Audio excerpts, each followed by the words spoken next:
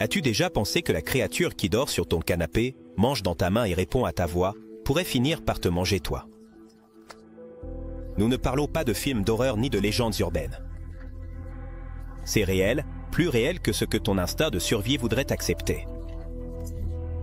Des chimpanzés qui utilisaient la télécommande au piton qui guettaient en silence comme une étreinte mortelle, ces histoires n'ont aucun sens logique. Mais elles sont arrivées. Des personnes qui aimaient profondément leurs animaux de compagnie, qui les traitaient comme des enfants ou des meilleurs amis, ont fini par être dévorés, déchirés. Et, dans certains cas, complètement avalés par ces mêmes créatures qui juraient de les protéger.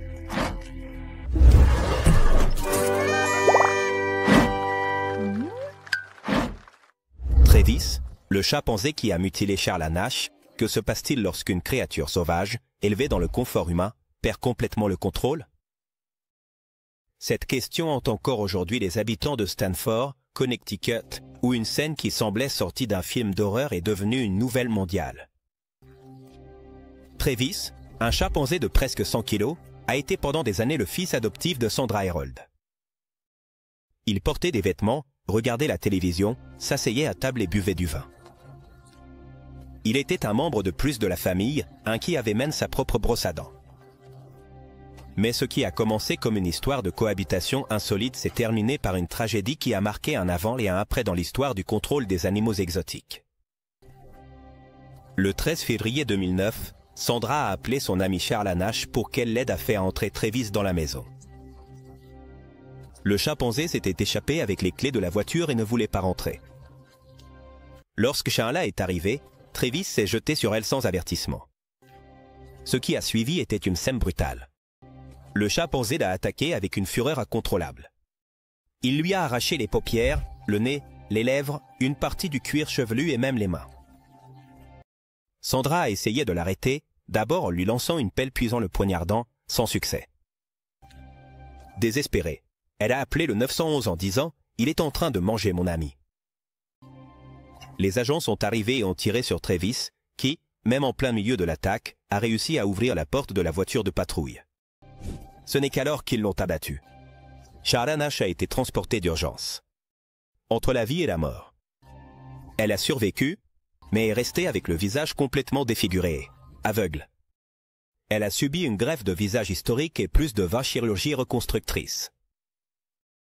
L'histoire a suscité un débat national sur les limites de la possession d'animaux sauvages comme animaux de compagnie. Où traçons-nous la ligne entre l'exotique et l'irresponsable? Cela nous amène à une question encore plus profonde. Peut-on vraiment domestiquer un animal sauvage? Travis avait été traité comme un humain depuis l'âge de 3 jours, mais, biologiquement, il restait un mâle alpha avec une force 7 fois supérieure à celle d'un homme moyen. Son comportement a changé après la mort du mari de Sandra et du chimpanzé compagnon qui l'avait accompagné durant son enfance. L'isolement, le stress et la puberté chez un chimpanzé peuvent déclencher des niveaux d'agression difficiles à prévoir, selon l'Association des zoos et aquariums, AZA. Les chimpanzés ont une force qui peut dépasser de 5 à 7 fois celle d'un humain adulte moyen, ce qui les rend potentiellement dangereux, même s'ils ont été élevés dans des environnements domestiques. De plus, contrairement aux humains, leur agressivité ne suit pas les codes sociaux humains, ce qui les rend totalement imprévisibles dans des situations de stress. Les pitbulls de Lisa Urso la dévorent chez elle. L'affection peut-elle aveugler au point d'ignorer les signes de danger? Lisa Urso pensait que ses chiens étaient sa famille, ses compagnons les plus fidèles, les seuls qui ne la trahiraient jamais. Sa maison à Ingleside, dans l'Illinois, était un espace où ses 3 pitbulls se promenaient librement dans les pièces, mangeaient avec elle et dormaient même à côté de son lit. Ce n'étaient pas de simples animaux de compagnie, c'était, comme elle les appelait, ses bébés. Cependant, le 9 mai 2020, cette illusion de loyauté s'est transformée en un cauchemar qui a laissé des traces sanglantes dans toute la maison. Lisa avait adopté les 3 pitbulls après un processus de sauvetage. Tous avaient un passé difficile, marqué par l'abandon et, selon les dossiers vétérinaires, de possibles antécédents d'agression. Mais elle, avec son cœur empreint de compassion, croyait que l'amour pouvait tout guérir. Ce qu'elle ignorait, c'est que, même chez les animaux domestiques, certains instincts peuvent surgir sans avertissement. Surtout s'ils n'ont pas été correctement réhabilités. L'après-midi de l'attaque, Lisa a été retrouvée sans vie dans le jardin de sa maison. Son corps montrait des signes évidents d'avoir été attaqué par ses propres chiens. De multiples morsures profondes aux bras, aux jambes, au visage et au cou. Le plus inquiétant est que l'agression n'a pas été immédiate. Selon les médecins légistes, les blessures indiquent que Lisa était consciente pendant une partie de l'attaque, essayant de se défendre jusqu'à la dernière seconde. Il n'y avait personne là pour l'aider. Seulement le silence interrompu par les grognements de ses propres bébés. Ce cas a suscité une vague de débats sur la dangerosité de certaines races canines. Certains ont défendu les pitbulls, affirmant que n'importe quel chien peut devenir agressif s'il est provoqué ou s'il n'a pas été correctement dressé. D'autres, cependant, ont mis l'accent sur l'historique de la race et son utilisation dans les combats clandestins, arguant qu'il y a des risques inhérents qui ne doivent pas être sous-estimés, peu importe l'amour qu'on leur porte.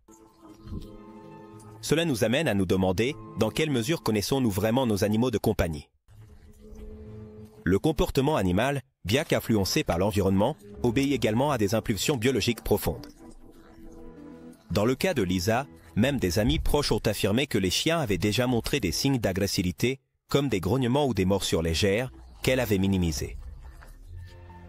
Pour elle, c'étaient des blessures du passé, pas des menaces du présent. Mais le corps humain n'a pas toujours de seconde chance pour réévaluer. Le jaguar de Mathusalem, qui ne connaissait pas l'affection, dans une petite communauté rurale du nord du Brésil, où le soleil se fond avec la jungle et l'horizon est une ligne verte et dense, un homme connu sous le nom de Mathusalem croyait avoir dompté la bête.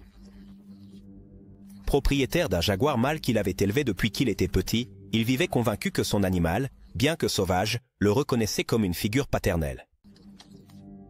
Il ne l'avait pas adopté par caprice, mais pour le sauver d'un chasseur qui le vendait comme trophée. Des années plus tard, ce même jaguar serait celui qui le déchiquetterait sans avertissement. Mathusalem gardait le félin dans un terrain clôturé, avec peu d'espace et peu de stimulation.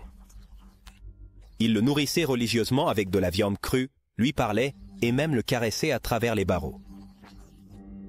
Mais il ne le sortait jamais pour marcher, ne partageait jamais de moments de jeu et ne permettait pas non plus à d'autres personnes de s'en approcher. Il répétait « Il n'a besoin que de moi ». Et bien que ses voisins l'avertissaient des risques, il répondait toujours que l'affection domptait même le plus féroce. Une croyance qui finirait par lui coûter la vie. L'attaque s'est produite un matin quelconque, lorsque Mathusalem est entré dans l'enclos pour nourrir le jaguar. Ce jour-là, l'animal était particulièrement agité. On suppose que l'enfermement prolongé, le manque d'interaction sociale et le stimulus limité avaient généré un état d'anxiété féroce. À peine l'homme est-il entré dans la zone, le jaguar l'a renversé d'un bond, lui mordant le cou et déchirant sa poitrine. Les cris ont été entendus depuis la route voisine, mais lorsque les voisins sont arrivés, le corps était déjà sans vie, mutilé avec une violence qui semblait étrangère aux liens que l'on supposait entre eux. Cela nous oblige à repenser une question essentielle. L'isolement peut-il remplacer l'affection ? Dans le cas de Mathusalem, son erreur a été de confondre la dépendance physique du jaguar avec une connexion émotionnelle authentique. Le félin ne connaissait pas l'affection humaine, il ne connaissait que la routine. Et lorsque son monde est devenu insupportable, il agit conformément à sa nature. Certains spécialistes soutiennent que, dans des environnements de stress prolongé, les grands félins peuvent souffrir d'épisodes de déséquilibre comportemental, devenant dangereusement imprévisibles. Le cas du python qui a avalé sa propriétaire. Une créature silencieuse, sans pattes ni griffes, peut-elle devenir le prédateur le plus terrifiant de la maison? Dans le village de Muna, sur l'île de Celeb, en Indonésie, une femme nommée Gwativa a disparu sans laisser de traces. Son absence a été remarquée immédiatement.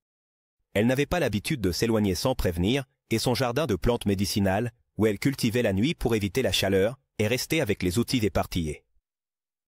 Sa famille, alarmée, a commencé à la chercher. Des heures plus tard, les villageois ont découvert quelque chose qui a paralysé le cœur de toute la communauté. Un python réticulé de plus de 7 mètres de long, avec une protubérance grotesque dans son abdomen, gisait immobile à côté de la maison de la femme. Le soupçon a été immédiat et terrifiant. Avec l'aide de machettes, les villageois ont ouvert soigneusement le corps de l'animal. La découverte fut effrayante. Là se trouvait Guativa, entière, encore vêtue des habits qu'elle portait la nuit précédente. Il n'y avait aucune trace de lutte, seulement l'étreinte fatale d'une créature qui ne connaît pas de limite. La nouvelle a fait le tour du monde non seulement en raison de la rareté de l'événement, mais aussi à cause de son caractère troublant. Un être humain adulte, entièrement consommé par un Quito. Sans violence apparente, sans bruit, juste une attaque chirurgicale, impulsée par la logique silencieuse d'un prédateur expert. Cela nous amène à nous demander, comment est-il possible qu'un serpent soit capable d'avaler une personne entière? Les pitons réticulés possèdent une mâchoire extrêmement flexible, articulée avec des ligaments qui s'étendent dans de multiples directions. Cela leur permet d'engloutir des proies bien plus grandes que le diamètre de leur propre tête. Le processus peut prendre des heures, mais une fois qu'il commence, il est presque irréversible. Dans des environnements comme ceux de l'Indonésie, où la faune sauvage coexiste de si près avec les établissements humains, ces rencontres fatales, bien que rares, ne sont pas impossibles. La tragédie avec le lion Saba en Ukraine. Un lien construit sur des années de confiance peut-il se briser en un seul instant? En Ukraine, l'histoire d'Oleg Subkov et de son lion Saba. Cela ressemblait à une fable moderne sur l'harmonie entre l'homme et la bête. Oleg était un dompteur à la retraite, célèbre pour son parc de vie sauvage, Tegan Safari, où il vivait avec plus de 50 lions et tigres, dont beaucoup avaient été élevés depuis leur plus jeune âge. Simba était son préféré, le plus obéissant, le plus photogénique, celui qui posait avec les touristes et se promenait à ses côtés sans laisse. Oleg le nourrissait à la main, l'enlaçait devant les caméras et assurait qu'il ne lui ferait jamais de mal. Mais la nature, comme c'est souvent le cas, ne se conforme ni aux promesses ni aux affections humaines. Un jour d'été, lors d'une séance privée d'interaction avec les animaux, Oleg est entré dans l'enclos de Simba sans les mesures de sécurité habituelles. Ce jour-là, quelque chose était différent. Le lion était agité, peut-être à cause de la chaleur, peut-être à cause du stress d'être exposé aux visiteurs. Ce qui est certain, c'est que, sans avertissement préalable, l'animal l'a attaqué. Ce n'était pas une attaque longue ni une scène de fureur prolongée. Ce fut un seul mouvement, sec, violent, précis. Une morsure à la jambe qui a déchiré les muscles et brisé les os. Oleg est tombé au sol, criant de douleur, tandis que les assistants couraient pour l'aider. Saba, confus, a reculé comme s'il ne comprenait pas ce qu'il venait de faire. Cela nous amène à une question clé. Peut-on faire aveuglément confiance à un animal sauvage, aussi domestiqué qu'il puisse paraître? Les experts s'accordent à dire que les grands félins conservent des instincts prédateurs intacts, même après des décennies en captivité. Un regard mal interprété, une odeur différente ou un simple mouvement brusque peuvent déclencher un réflexe mortel. Oleg, avec son expérience, connaissait ces risques. Mais l'affection, la routine et l'apparente docilité de Simba l'ont amené à relâcher les précautions. L'homme qui a été dévoré par ses chats. Jusqu'où va la loyauté d'un animal de compagnie lorsque la nourriture se fait rare et que le silence s'installe dans la maison? Dans la paisible ville de Mesquite, au Texas, un fait glaçant a été découvert par la police locale après un appel des voisins. Pendant des jours, personne n'avait vu Ronald Smith, un homme de 59 ans connu pour son caractère solitaire et son amour démesuré pour les chats. Dans sa maison, il vivait avec plus de 18 félins recueillis dans la rue, qu'il nourrissait avec dévotion et traitait comme ses enfants. Mais ce que les officiers ont trouvé en entrant n'était pas une image de tendresse, mais une scène digne d'un film d'horreur. Le corps de Ronald gisait sur le sol du salon principal, dans un état avancé de décomposition, avec des parties manquantes, la peau déchirée, des doigts absents, les joues dévorées. Les analyses médico-légales ont révélé qu'il était mort de cause naturelle plusieurs jours auparavant. Cependant, les véritables protagonistes de ce tableau macabre étaient ses propres chats. Le rapport a confirmé que les animaux, privés de nourriture et d'eau et confrontés au désespoir de l'enfermement, ont commencé à se nourrir du cadavre de leur propriétaire. Une réaction instinctive, brute, presque incompréhensible pour ceux qui voient leurs animaux de compagnie comme des compagnons de fidélité éternelle. Cela nous amène à une réflexion troublante. Connaissons-nous vraiment les limites des animaux domestiqués? Contrairement à ce que beaucoup croient, les chats n'ont pas une relation de dépendance émotionnelle aussi forte que les chiens. Bien qu'ils puissent développer des liens avec les humains, ils conservent également un haut degré d'indépendance et d'autosuffisance. Lorsque la faim les tourmente et qu'il n'y a pas d'option disponible, l'instinct de survie peut annuler tout lien affectif préalable. La femme qui a été tuée par ces chiens loups, l'histoire de Tina Martin Canterbury est un exemple clair de la façon dont les limites entre le sauvage et le domestique peuvent s'estomper avec des conséquences fatales. Tina, âgée de 52 ans, vivait dans l'État de Virginie occidentale, sur une propriété éloignée de la ville où elle partageait sa vie avec 8 hybrides de chiens et de loups. Élevés depuis qu'ils étaient chiots, ces animaux étaient sa fierté. Elle publiait des photos avec eux, parlait avec tendresse de sa meute et défendait publiquement l'idée que, avec amour et respect, même un loup pouvait devenir un animal de compagnie. Cependant, ce que Tina ignorait, ou choisissait de ne pas voir, c'était que ces animaux n'étaient pas de simples chiens avec une touche exotique. Ils avaient des comportements nettement différents, une hiérarchie instinctive entre eux et un niveau d'imprévisibilité qui les rendait incompatibles avec la vie domestique ordinaire. Ce qui s'est passé le 14 novembre 2018 l'a clairement démontré. Tina a été retrouvée morte dans l'enclos où dormaient ses hybrides. Son corps présentait de multiples morsures, des lésions déchirantes et des signes de traînée. Elle avait été attaquée par la meute qu'elle avait élevée avec tant d'affection. L'enquête a déterminé que les chiens loups ont commencé l'attaque lors d'une interaction apparemment normale. Certains spécialistes ont indiqué que les facteurs déclencheurs pouvaient avoir été un changement dans la dynamique du groupe, un stress territorial ou même la tentative de l'un des animaux de monter dans la hiérarchie en déplaçant Tina en tant que leader. Ce type de comportement est courant dans les groupes de loups sauvages où la lutte pour le leadership fait naturellement partie de la survie. Cela nous amène à une question troublante. Est-il éthique d'élever des animaux hybrides dont les besoins et les réactions ne s'adaptent pas à l'environnement humain?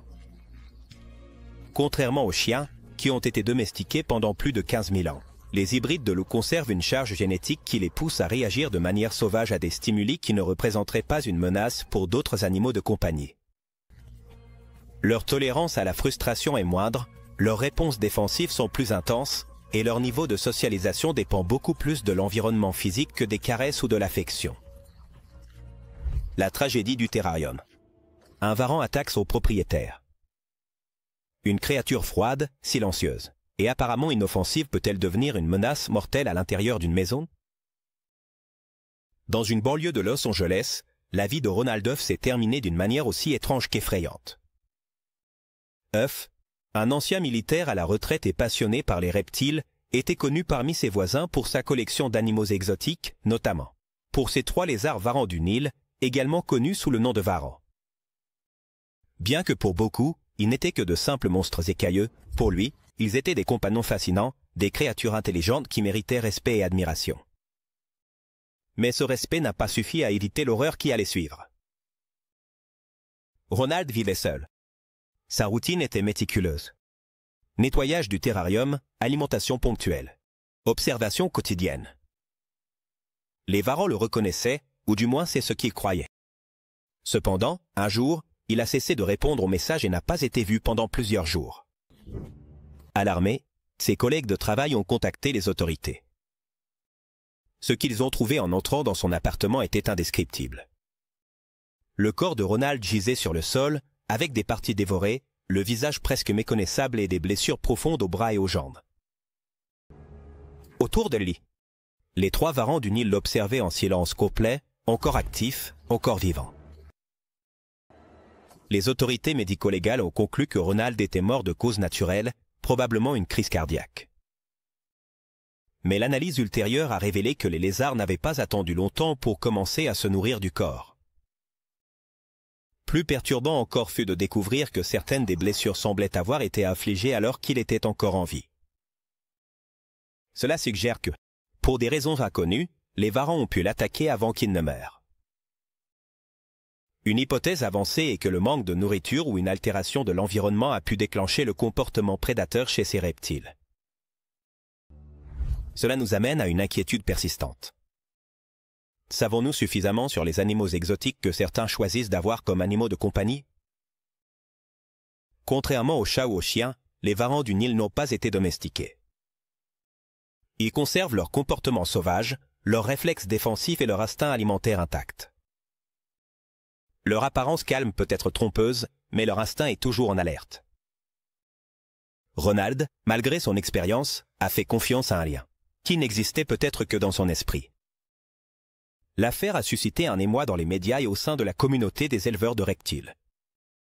Certains ont défendu les varans, affirmant que leur réaction était purement instinctive et non agressive.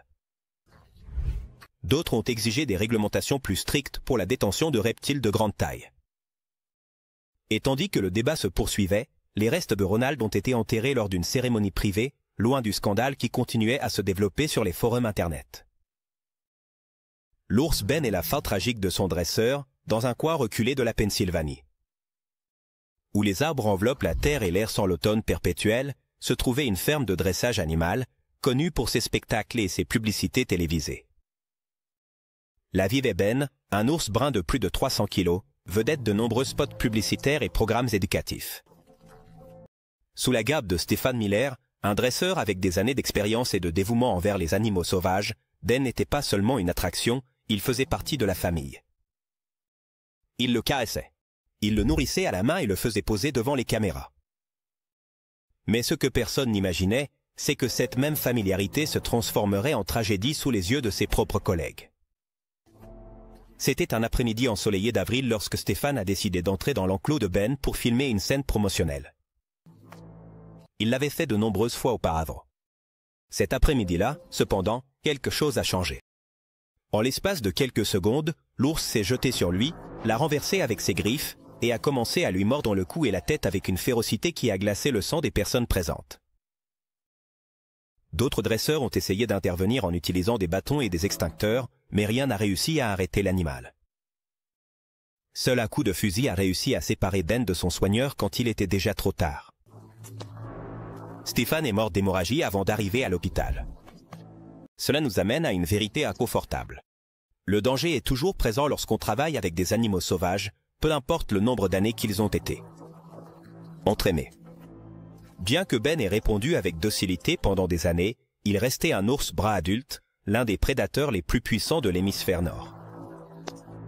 Les experts suggèrent que l'attaque a pu être provoquée par un stimulus environnemental inconnu ou simplement par un réflexe défensif mal interprété par l'animal.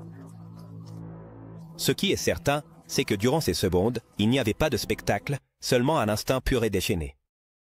L'affaire a divisé les opinions. Certains réclamaient l'euthanasie de Ben, le considérant dangereux et incontrôlable. D'autres défendaient que l'attaque était un accident, une erreur humaine, et que l'animal ne devait pas payer de sa vie pour s'être comporté selon sa nature. Finalement, Ben a été transféré dans un sanctuaire de faune sauvage, où il vivrait le reste de ses jours loin du contact humain direct. Mais le mal était déjà fait. La communauté des dresseurs d'animaux aux États-Unis a été marquée à jamais par cet événement. Le singe capucin qui a mutilé son propriétaire dans la banlieue de Tampa, en Floride, un homme nommé Michael Sandra vivait avec un compagnon inhabituel, un singe capucin qu'il appelait Toby. Il l'avait acquis légalement alors qu'il n'était qu'un bébé, avec l'intention de l'élever comme membre de la famille. Il lui apprenait des tours, le nourrissait de fruits frais et de céréales, et lui achetait de minuscules vêtements qui faisaient rire ses invités. Pour Michael, Toby n'était pas un animal de compagnie, il était presque un fils. Mais comme beaucoup d'histoires d'apparente tendresse avec des animaux exotiques, celle-ci a également eu une fin brutale.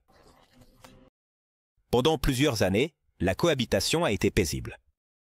Toby montrait de la curiosité pour tout, une intelligence surprenante et une personnalité enjouée. Mais à mesure qu'il atteignait sa maturité sexuelle, son tempérament a commencé à changer. Il est devenu plus territorial, grognait en présence d'étrangers et a commencé à montrer des signes de frustration. Michael, au lieu de consulter un spécialiste du comportement animal, a choisi de garder le singe plus longtemps, cage lorsqu'il devenait agressif. Cette décision, motivée par la peur et l'ignorance, n'a fait qu'augmenter la tension entre eux. Un après-midi de printemps, alors qu'il essayait de le caresser à l'intérieur de l'enclos, Toby s'est jeté sans avertissement sur Michael. Il l'a mordu à la joue, lui a arraché une partie de l'oreille et lui a griffé le cou avec une fureur qui semblait disproportionnée par rapport à sa taille. Michael a réussi à se dégager, mais non sans subir de graves blessures. Le rapport médical a détaillé des dommages sévères au visage, une perte partielle de la vision et une blessure infectée par des bactéries transmises par la morsure du primate. Cela nous amène à une réflexion essentielle. Sommes-nous prêts à avoir des primates comme animaux de compagnie? Les singes capucins, malgré leur petite taille, possèdent une intelligence émotionnelle complexe et une structure sociale qui ne peut être reproduite dans un foyer humain. Ce sont des animaux sociaux qui nécessitent des stimulations constantes, des hiérarchies claires et la liberté d'interagir avec d'autres de leur espèce. La privation de ces éléments génère un stress chronique, des comportements imprévisibles et, dans de nombreux cas, une agression dirigée vers les humains qui les entourent.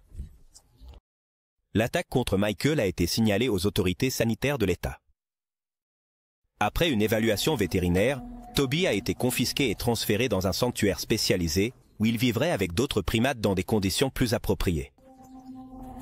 Michael, quant à lui, a dû subir de multiples chirurgies reconstructives et a admis dans des interviews ultérieures qu'il n'aurait jamais dû essayer de domestiquer un animal qui a besoin d'une jungle, pas d'une cage avec des jouets. La fin tragique de l'éleveuse de hérissons. En périphérie du pays de Galles, une femme nommée Bridget Taylor avait fait de son amour pour les hérissons un mode de vie. Propriétaire d'un petit élevage légal, Bridget s'occupait et commercialisait des hérissons pygmées africains, des animaux populaires sur le marché des animaux exotiques pour leur taille, leurs épines douces et leur air éternellement curieux. Sa maison était, littéralement, un sanctuaire de silence et de petits éternuements aigus. Elle élevait plus de 30 hérissons dans des cages impeccables, chacun avec un nom, une routine alimentaire et même des horaires de jeu nocturnes. Pendant des années, son entreprise a prospéré dans la communauté. Les clients venaient de tout le Royaume-Uni pour acquérir l'un de ces spécimens, certifiés, et en parfait état de santé. Mais ce qui s'est passé un matin de février a glacé toute la région. Bridget a été retrouvée morte dans son salon, effondrée à côté d'une des étagères qui soutenaient plusieurs cages. Le plus effrayant n'était pas sa mort en elle-même, apparemment due à une chute causée par un accident domestique, mais l'état dans lequel son corps a été trouvé. Selon le rapport médico-légal, Bridget était décédée depuis plusieurs jours. Son visage et une partie de son cou présentaient de petites blessures perforantes, compatibles avec les épines des hérissons. Le plus troublant fut de découvrir que plusieurs des animaux étaient sortis de leur cage. Bien que ces blessures n'aient pas été la cause de la mort, il a été confirmé que, ne trouvant pas de nourriture, certains des hérissons ont commencé à mordiller des parties exposées du corps. Dans ce cas, la faim, l'obscurité et la liberté soudaine ont engendré un comportement que beaucoup considèrent impensable pour un si petit animal. Le perroquet qui a révélé le crime, dans le Michigan, aux États-Unis, une affaire policière inhabituelle a attiré l'attention des médias lorsqu'un perroquet gris d'Afrique nommé Bud a commencé à répéter une phrase effrayante « Ne tire pas, ne tire pas ». Il le disait avec insistance, comme si la scène se répétait encore et encore dans sa mémoire. Cette phrase est devenue clé dans le procès pour le meurtre de Martin Durham, survenu en 2015. Bud était l'animal de compagnie de la victime et était présent au moment exact où son propriétaire a été tué par balle. Selon une étude publiée par l'Université de Lincoln, au Royaume-Uni, les perroquets gris d'Afrique peuvent se souvenir de phrases entendues des années auparavant et les répéter avec une intonation émotionnelle similaire au contexte original. De plus, leur morsure peut exercer une force de 350 PSI, suffisante pour casser une noix dure ou causer des dommages sérieux aux doigts humains.